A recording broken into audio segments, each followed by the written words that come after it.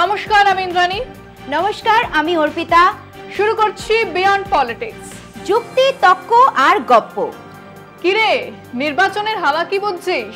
প্রচার তো তুঙ্গে, 2 দফার নির্বাচনও শেষ হয়ে গেছে। এবার নির্বাচনে না তেমন কোনো জোশ নেই, সবাই জেনেই গেছে কি হবে, কাজেই কোনো ইন্টারেস্ট নেই, লোক ভোট দিতেই যাচ্ছে না। বাবা, তাহলে কারা জেনে গেছে যে কি হতে চলেছে? পাবলিক, দেখছো না? মোদি মুখোশ পরে Modi Modi Modi, it's a done deal madam. তার মানে বিজেপি সমর্থকেরা, মোদি সমর্থকেরা জেনে গেছে আয়েগা তো মোদি হি। আহারে, মুখের কথাটা কেড়ে নিলি, আয়েগা তো মোদি হি। তাহলে এই কথাটার সঙ্গে আগের কথাটা জুড়ে দিই। তার মানে অনেকেই জেনে গেছে যে দেশের ক্ষমতায় কে আসতে চলেছে, গদিতে কে বসতে চলেছে। তাহলে অনেকেরই ভোট দেবার এবার ইন্টারেস্ট নেই, অনেকেই ভোট দিতে গেলেন না। তাহলে বিজেপির পক্ষে কিন্তু একটা বড় অংশের ভোট পড়লো না। এবার ক্ষতি কাদের? আরে বাবা, হেরে যাবে বলে অনেক হতাশ ভোটার তো ভোটই দিতে যাচ্ছে না। ওসব ছাড়ো, সার্ভে কি বলছে সেটা বলো। গোলপোস্টটা সরে গেল তো? কি?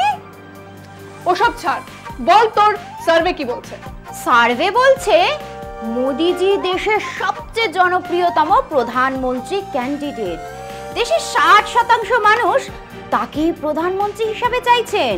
আর ওই সার্ভেই বলছে যে 53% মানুষ জানিয়েছে তাদের অর্থনৈতিক অবস্থার কোনো উন্নতি হয়নি এবং 21% মানুষের রোজগার কমে গেছে।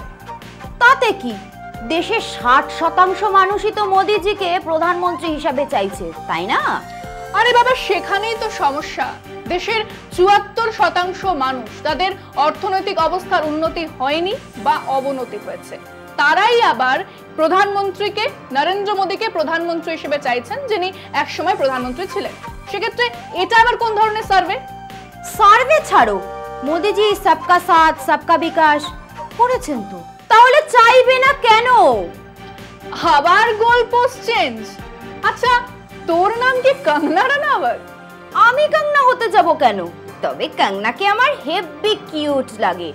মন্দির উদ্বোধনের দিন বলেই ফেললো ওটাই নাকি দেশের দ্বিতীয় স্বাধীনতা দিবস। কিসের থেকে স্বাধীনতা? 1947, যেটা ওনার কাছে প্রথম স্বাধীনতা দিবস। সেদিন ইংরেজ দেশ ছেড়ে চলে গিয়েছিল। রাম মন্দির উদ্বোধনের দিন কারা দেশ ছেড়ে গেলেন? কারা? সে জানি না, তবে কঙ্গনা বিরাট অভিনেত্রী। হ্যাঁ, তা বিরাট অভিনেত্রী। তবে আমরা আমাদের আলোচনায় ফিরি। সবকা সাথ সবকা বিকাশ, তাহলে একটু বিকাশ নিয়ে আলোচনা হোক। হোক না। এই আমলে আর্থিক সমৃদ্ধি ঘটেছে রেকর্ড হারে। আমরা 5 ট্রিলিয়ন ইকোনমির দিকে এগোচ্ছি। বেশ, আমরা যদি 5 ট্রিলিয়ন ইকোনমির দিকে এগোই, তাহলে নিশ্চয়ই প্রচুর শিল্প হয়েছে। হ্যাঁ, হয়েছেই তো। চিমনি আর চিমনি, চারিদিকে চিমনি। বুঝেছি। তাহলে এবার ধোঁয়া আর ধোঁয়া, সেই গপ্প আসবে। যদি প্রচুর শিল্প হয়েছে, তাহলে প্রচুর চাকরিও হবার কথা। সেটা হয়েছে কি? আমরা বরং আমাদের প্রতিবেদনটা দেখে নিই। 2019 সাল, ভোটের প্রচার চলছে। তো মধ্যে মুকুল রায়, তখনও উনি ওই বিজেপিতেই। পাশে বিজেপি যুব মোর্চার সভাপতি সৌমিত্র খাঁ। বিরাট ঘোষণা বিজেপির তরফ থেকে, বিজেপি রাজ্যে ক্ষমতায় আসলে প্রতি বছর 15 লক্ষ করে 5 বছরে 75 লক্ষ যুবকের চাকরি হবে এই বাংলায়। এই 15 সংখ্যাটার ওপর বিজেপির একটা দুর্বলতা আছে। এর আগে ইউহি সবকে খাতে মে 15-15 লাখ দেনে কা ওয়াদা করেছিলেন নরেন্দ্র ভাই দামোদর দাস মোদি। পরে আসল রহস্য ফাঁস করেছিলেন মোটা ভাই অমিত শাহ। বলেছিলেন ও তো জুমলা থা, আপ সচ মান লিয়ে। অর্থাৎ ওটা তো কথার কথা ছিল, আপনারা সত্যি ধরে নিলেন। তো স্বাভাবিকভাবেই সেদিনের চাকরির প্রতিশ্রুতিও ছিল এক প্রকাণ্ড জুমলা। এবং সেদিন 15 লক্ষ চাকরির কেবল ঘোষণাই হয়নি, তার এক প্রতিশ্রুতিপত্র ছাপানো হয়েছিল। সে প্রতিশ্রুতিপত্র যারা ফিল আপ করবে তারা ভবিষ্যতে নাকি চাকরি পাবে। এই চাকরির ব্যাপারটা এলো কোথা থেকে? বিহার থেকে। বিহারে বিরাট বিপদ থেকে কোনো রকমে বেঁচেছিল বিজেপি। তেজস্বী যাদবের 10 লাখ চাকরির ঘোষণা বিজেপিকে বিরাট চাপে ফেলেছিল। বিহারের ইউথ বিরাটভাবে পাশে দাঁড়িয়েছিল। কান ঘেঁষে সেবারে বিজেপি জিতেছিল, সে কথা ভোলেনি বিজেপি। তাই ভোটের বহু আগে চাকরির তাসটা খেলে রেখেছিল। নির্বাচনের আগেই জানিয়েছিল চাকরি আসছে, কেবল ফর্মটা ফিল আপ করো। এটাই বিজেপি। দুটো সবল হাতের অধিকারী বেকার ছেলেগুলোকে যদি ঠকানো যায়, যদি তাদের কিছু ভোটও পাওয়া যায়, ভোট মেশিনারিতে মাগনা লেবার যদি মেলে, তাহলে তাই সই। ভোট বাজারে কিছুটা হলেও তো এগোনো যায়। আসলে সেই কবে থেকেই বেকারত্ব বেচে ভোট পাবার চেষ্টা শুরু হয়েছে। সেই কবেই সবল হাতওয়ালা মাথার সামনে চাকরির গাজর ঝুলিয়ে দৌড় করানোর খেলা শুরু হয়েছে। তা না হলে প্রতিটা নির্বাচনের সময় যে লক্ষ বেকার উদয়াস্ত খাটে, তাদের কেউ কেউ সদ্য কলেজ পাশ করে বেরিয়েছে, কেউ বা 2-3 বছর হয়ে গেছে, কারো রাজ্য সরকারের চাকরির বয়সের শেষ বছর, ন্যাপলাদা ভোপলাদা চাকরি দেবে, কিংবা অটো লাইনের পারমিট, কিংবা কোথাও একটা যা হোক কিছু একটা, যেটা পেলে ফোন করাই যাবে বেলাবসকে। এটা কি 244139? বেলাবস তুমি পাচ্ছ কি শুনতে? চাকরিটা আমি পেয়ে গেছি বেলা সত্যি। তা না হলে সবল হাত মাথার সেই মানুষটার রং বেরঙের ঝান্ডার পেছনে দৌড়নোর জন্য মন আকুলি বিকুলি করছে, এমনটা তো হবার কথা নয়। তার দরকার, খুব দরকার একটা চাকরি। ঠিক সেটাকেই কাজে লাগান রাজনৈতিক দল আর নেতারা। চাকরি চাকরি গাজর ঝোলানো খেলা। এই খেলাতে বিজেপি মাস্টার খেলোয়াড়, কারণ এ দলে চাকরি দেবার কথা স্বয়ং প্রধানমন্ত্রী বলেন, গাজর ঝুলিয়ে দেন স্বয়ং প্রধানমন্ত্রী। বিজেপির প্রতিটা ম্যানিফেস্টোতে বেকারদের চাকরি, বেরোজগারও কো নকরি কথাটা আছে। প্রায় প্রতিটি সভায় মোদিজি বলেন কীরকমভাবে দেশ এগিয়ে চলেছে আর বেকারদের চাকরি হচ্ছে। তাহলে আসুন মোদিজি আসার পর বেরোজগারি বেকারত্বের হিসেব নিয়ে বসা যাক। 2015 যে বছর মোদিজি দেশের চৌকিদার হলেন, সে বছর দেশে বেকারত্বের হিসেব 5.57%। কে বলছেন?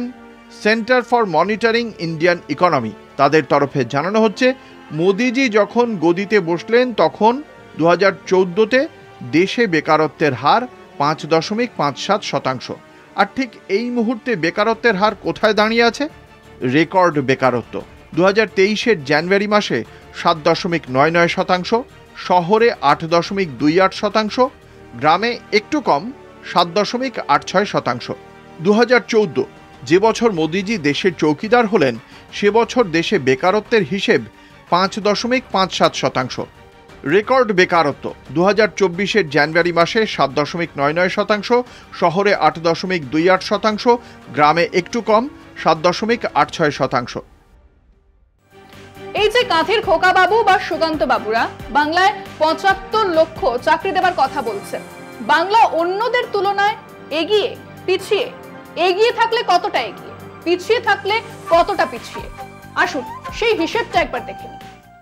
গোটা দেশের বেকারত্বের হার এপ্রিল 2023-এর হিসেব বলছে সারা দেশে বেকারত্বের হার 10.40%, আর বাংলার 9.98%। মানে বাংলায় কিছুটা হলেও বেকারত্বের হার দেশের চেয়ে কম। আচ্ছা, গোটা দেশের শহরের বেকারের হার কত? 12.42%। এই বাংলায় 10.33%। মানে শহরের হিসেব করলে বাংলার অবস্থা দেশের চেয়ে অনেকটাই ভালো। গ্রামের হিসেবে আসা যাক। দেশের গ্রামে বেকারত্বের হার 9.48%, আর বাংলার 9.82%। বাংলার পরিযায়ী শ্রমিক যারা রাজ্যের কাছাকাছি অন্য রাজ্যের শহরে ছিল, তারা ফিরে আসায় গ্রামের বেকারত্ব বেড়েছে।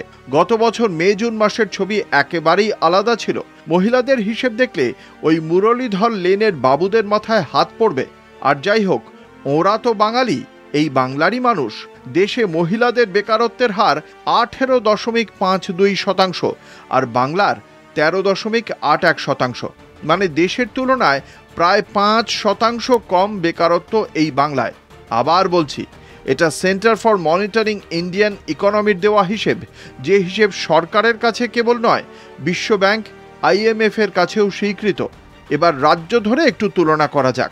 বাংলা ভাষাভাষী রাজ্য, CPM-কে হারিয়ে বাংলায় তৃণমূল, ত্রিপুরাতে বিজেপি। শুভেন্দু বা সুকান্ত এখানে যা যা করবেন নিশ্চয়ই সেটা ত্রিপুরাতে করা হয়ে গেছে বা অন্তত শুরু হয়েছে। আসুন আবার সেই এপ্রিল 2023-এর হিসেবটা দেখে নেওয়া যাক। পশ্চিমবঙ্গে বেকারত্বের হার 9.98%, ত্রিপুরার 31.84%। হ্যাঁ, বলতে ভুল হয়নি, এটাই ত্রিপুরার বেকারত্বের হার।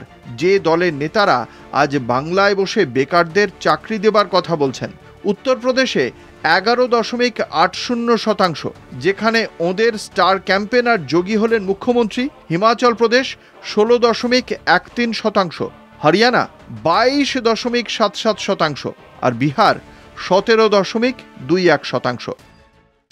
আর কিছু জানার আছে? স্বাধীনতার পর থেকে সর্ববৃহৎ বেকারত্বের মুখ দেখছে আমাদের দেশ।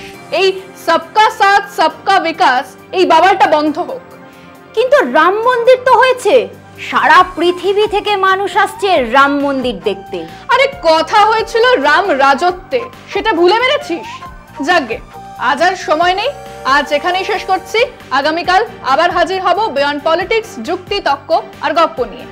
শেষ করার আগে বলি, আমাদের এই যুক্তি, তর্ক আর গপ্পে যারা থাকতে চান তাদের করতে হবে একটা ছোট্ট কাজ। 30, 40 অথবা 50 সেকেন্ডের একটা ভিডিও করে পাঠিয়ে দিন আপনাদের বক্তব্য, আমরা দেখাবো সেটা একেবারে। এবং ফোনটা হরাইজন্টালি আপনাদের ধরতে হবে, রেকর্ড করতে হবে ভিডিও এবং আমাদের পাঠাতে হবে। তবে ভিডিও যেন 50 সেকেন্ডের বেশি না হয়। আজ চললাম, নমস্কার।